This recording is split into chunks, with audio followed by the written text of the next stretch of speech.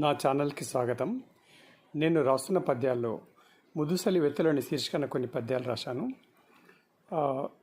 ఇది తెలంగాణ భాషలో రాసిన పద్యాలు. తెలంగాణ భాషలో ఎవరైనా పద్యాలు రాశారో లేదో తెలియదు. నేను ఒక ప్రయత్నంగా కొన్ని పద్యాలు రాశాను. ఇక గ్రామీణ ప్రాంతాల్లో నిరుపేద కుటుంబాల్లో ఆర్థిక పరిస్థితులు లేదా కుటుంబ పరిస్థితుల రీత్యా ముసలి వాళ్ళు కొంత నిరాదరణకు గురవుతూ ఉండడం మనం చూస్తుంటాం. ఆ ముసలి వాళ్ళు తమ కొడుకు లేదా కొడుకులపై సంబోధనాత్మకంగా చెప్పే మాటలు లేదా వలపోతగా చెప్పే మాటలు నేను నా పద్యాల్లో రాశాను. ఇక ఇవాళటి పద్యం మాత్రం ముసలి వాళ్ళు ఇంట్లో ఉన్నప్పుడు మనవలు లేదా మనవరాళ్ళు పిల్లలు వచ్చి వాళ్ళ చెంపలు నిమురుతూ ఉంటే ఆ సంతోషం చాలా హాయిగా ఉంటుంది.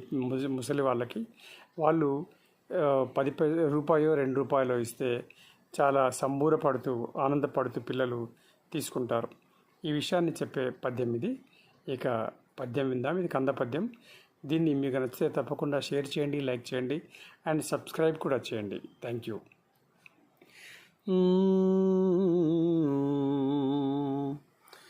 పిల్లలు దగ్గరకొచ్చి మెల్లగా చెంపలను నిమిరి మీదికి వస్తే,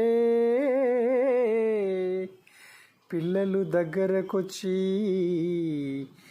మెల్లగా చెంపలను నిమిరి మీదికి వస్తే, సల్లగా అయితది పానము, సల్లగా అయితది పానము, చిల్లర ఇస్తే పడుతరు షడసంబూరం.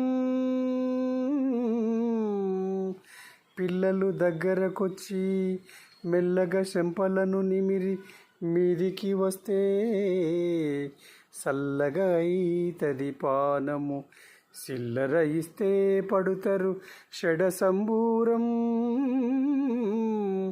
చిల్లర ఇస్తే పడుతరు షడసంబూరం. Thank you.